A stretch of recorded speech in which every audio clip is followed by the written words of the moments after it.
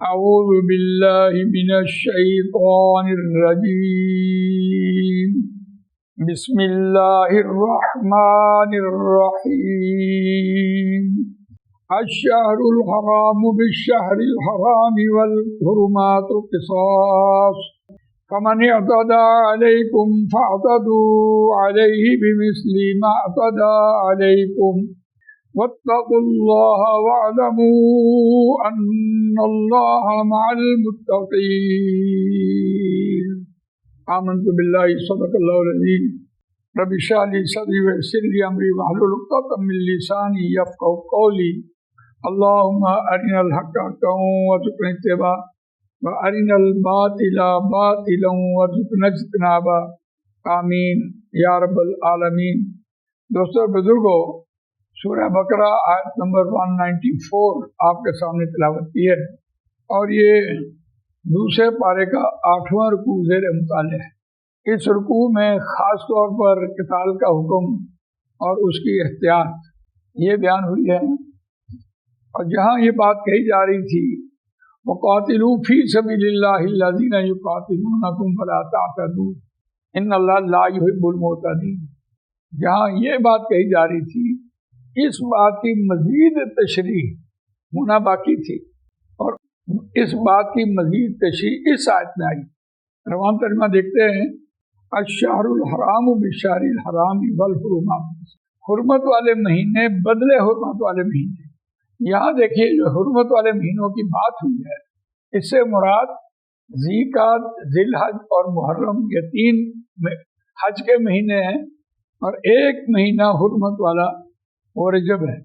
اور رجب بھی اس لیے کہ رجب کے مہینے میں قافلے مکے والوں کے لیے جو حاجی تھے ان کے لیے مال اکٹھا کرنا، کبھی شام کبھی مصر، تو وہاں سے وہ اپنے قافلے لے کے آتے ہو۔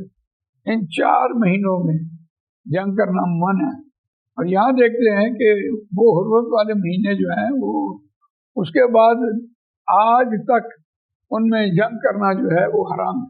ہاں، اگر دوسری پارٹی مشرکین مکہ یا کافر لوگ یا کوئی نان مسلم اس مہینے کی احتیاط نہیں کرتا تو مسلمانوں کو بھی یہ بات کہی جا رہی ہے کہ تم نے بھی اس کی احتیاط نہیں کرتا۔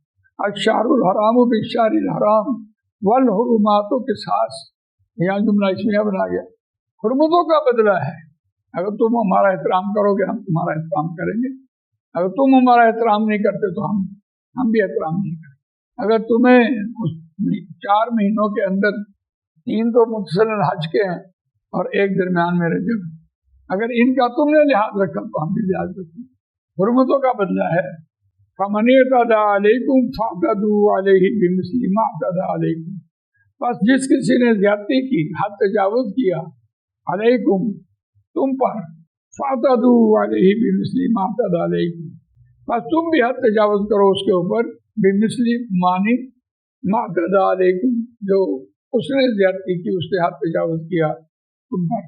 یہاں ایک چھوٹ دے دی گئی، وَاتَّقُوا اللَّهَ، اور ڈرو اللہ سے، وَاعْلَمُوا، اور جان رکھو، أَنَّ اللَّهَ مَعَ الْمُتَّقِينَ، یہ کہ اللہ متقین کے ساتھ۔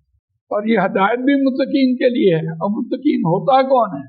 جو تنہائی میں اللہ کو یاد رکھے، یہ اس کی بہترین تعریف ہے آج بھی۔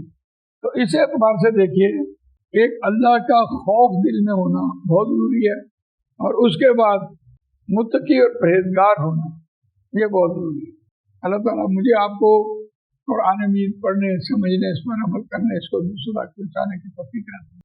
سبحانک اللہم و بحمدک، نشہد ان لا الہ الا انت، نستغفرک و نتوب الیک۔ جزاک اللہ۔